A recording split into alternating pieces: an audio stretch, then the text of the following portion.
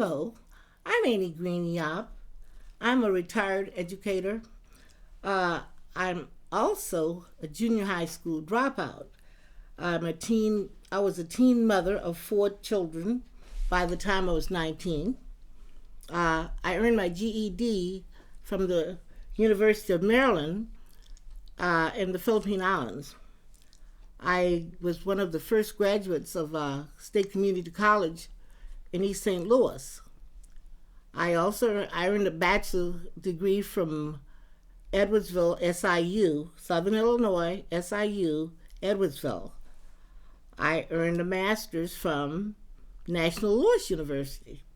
I also earned a master's from Lindenwood University. And I'm a certified reading specialist, state of Missouri, certified special ed, state of Missouri. So I guess for a person who left school very early, when I did return, I guess I had the good sense to stay a while. And that's why I've decided to do this podcast. I think about people who might be like me that feel like they're stuck.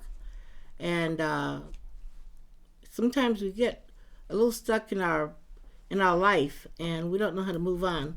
But fortunately for me, when I left junior high school, I had one teacher that knew me, I guess, better than I knew myself, because she insisted that I be tested, so if I did come back to school, that I could at least start off in the ninth grade.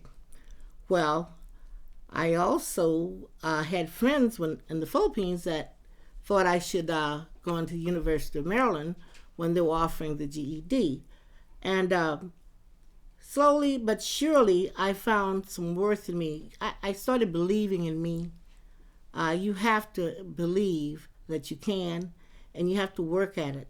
And I was looking at some statistics, and there are only 90% of high school people who actually complete high school. And I know from working that sometimes when you don't have a high school diploma or a GED, you get to thinking that, well, I can't apply for this job or that job. Well, then get the GED. There's a book out, a GED study book, and you can study that book and go to take the test without even going to school. So I would advise anybody to do that. I did it. I know you can. I did go to school at the University of Maryland for my GED, but at that time there was no such program as being able to do it at home that I knew of. So I want to share with you what has made me, I wouldn't say so successful, but at least help me to bring my children up and even spoil them a little.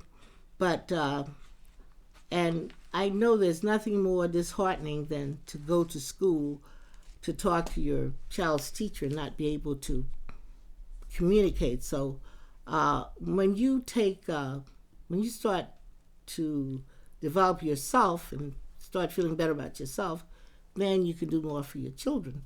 I find that through going to school, most books and newspapers are written like on a fifth grade level. So if you can master fifth grade, you can go to college, you can read books and papers. And I would suggest that everybody find something to read, even if it's a comic book, read it. Another thing about improving reading is that if you would read to a child, and if you have a child that's able to read, then have that child read to you. And talking is a great thing. That's communicating. And I found through my years of teaching, I found that people are not talking to their children. And this is really missing. We're not talking to our children.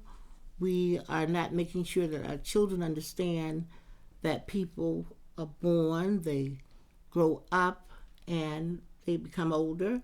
And there's so much to learn from older people. uh, you should make sure your child has some communication with a person that is at least of the age that could be their grandmother or great grandmother. I used to say grandmother, but now I'll say great grandmother, and have them have a conversation with that person, and teach your children to give. And the one great asset that we all have, is the ability to give something. We all have something to give. I would advise you to